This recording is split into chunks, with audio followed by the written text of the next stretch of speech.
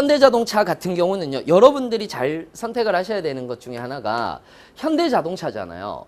그러다 보니까 아까도 얘기했듯이 지금 현재 산업의 변화에서 가장 필요한 것은 무엇인가라는 거거든요.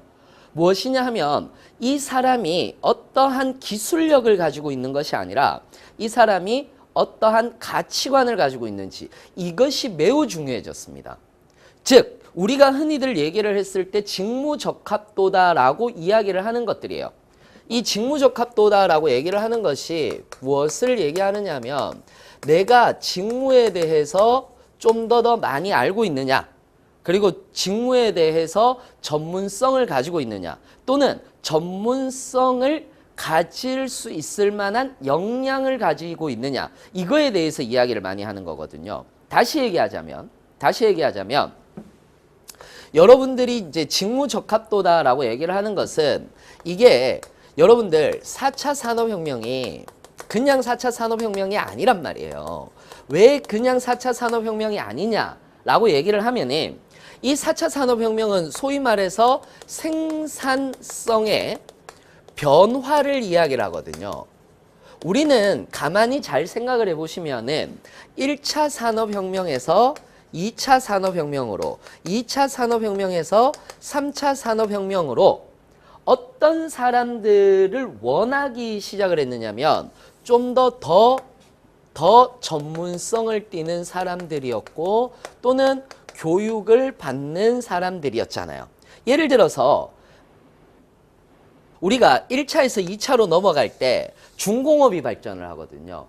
이 중공업이 발전을 할 때 대부분 사람들은 엔지니어, 즉 기술자를 원했습니다. 그래서 이 기술을 얼마만큼 가지고 있느냐라는 것이 가장 대표성을 가지고 있었다면, 이제 3차로 넘어갔을 때 대부분 뭐라고 얘기했습니까? 이 엔지니어의 플러스 통섭, 즉 같이 어우러져서 그 어떤 지식을 융합시킬 수 있는 사람이다 라고 이렇게 얘기를 했었거든요.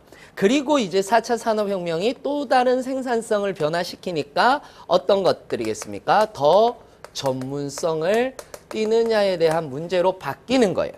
그러면 이 전문성을 여러분들의 나이에서, 또는 여러분들이 이제 신입사원에서 전문성을 띌 일란 만무하죠.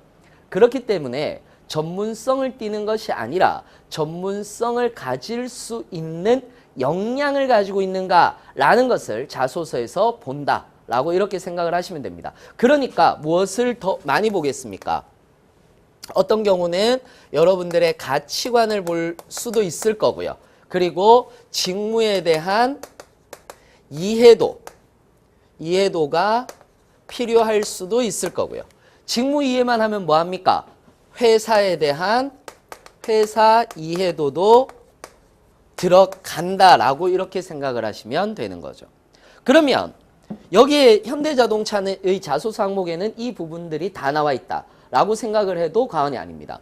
자, What make you move라고 되어 있습니다. 무엇이 당신을 움직이게 하는지라고 얘기를 했죠. 그러니까 이거는 뭐에 대해서 얘기하는 거겠습니까? 본인의 가치관을 이야기를 해봐라 라고 이렇게 이야기를 하는 겁니다.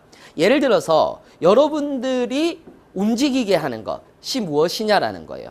나를 움직이게 만들어주는 것, 어떠한 열정 또는 비전, 나의 가치관, 이런 것들이 나를 움직이게 한다라는 거죠. 예를 들어서 이렇게 생각을 해보시면 됩니다. 여러분들은 왜 공부를 하십니까? 또는 여러분들은 왜 취업을 하십니까?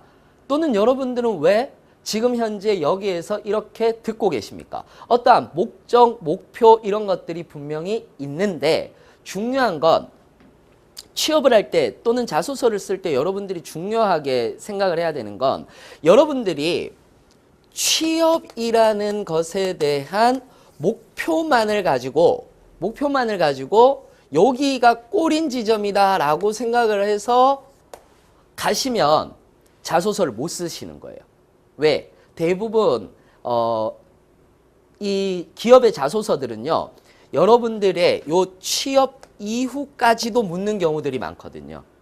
그러니까 여러분들은 어떤 비전을 가지고 있길래, 또는 어떤 가치관을 가지고 있길래 당신들을 움직이게 하는지 그것을 반드시 적어야 한다라는 거죠.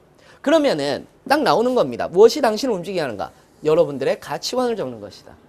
그러면은 나의 가치관 그리고 그것을 가지게 된 동기 그리고 나는 나의 비전 앞으로 나는 어떻게 살아갈 것인가 라고 얘기를 하는 나의 비전에 대해서 적어주시면 되는 거죠.